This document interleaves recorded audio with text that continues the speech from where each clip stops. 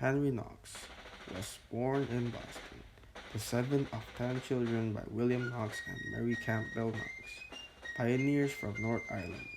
William Knox was a shipmaster carrying on trade with the West Indies, suffering from financial difficulties and all the mental stress and burdens that go with money woes.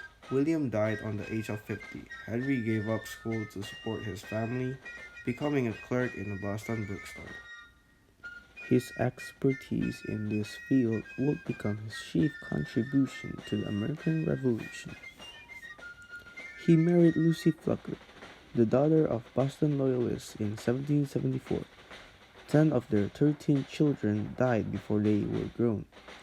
They were formidable and conspicuous not only for their generous size, they both weighed over 250 pounds, but also for their vigorous personalities and love of the good life.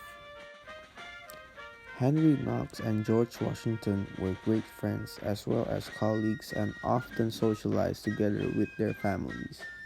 Henry and Lucy Knox occasionally hosted official functions when one or both of the Washingtons were unavailable.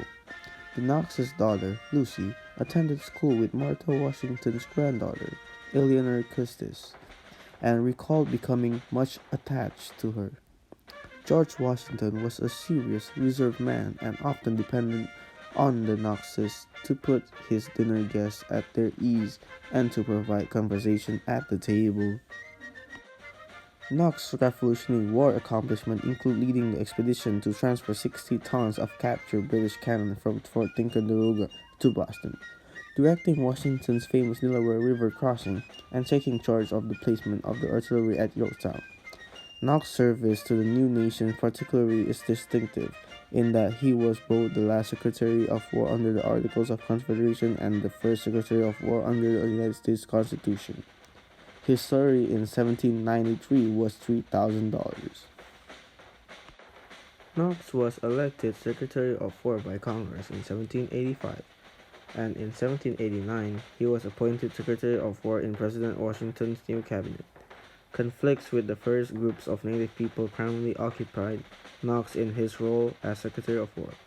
Knox oversaw a government policy of steady removal of native people, including the Creek and Cherokee, from their traditional lands.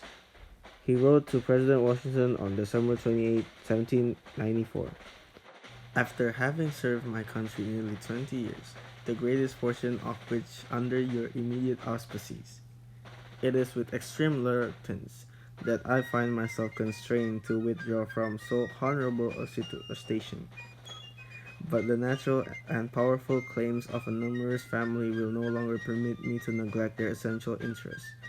In whatever situation I shall be, I shall recollect your confidence and kindness with all the power and purity of affection, of which a grateful heart is susceptible.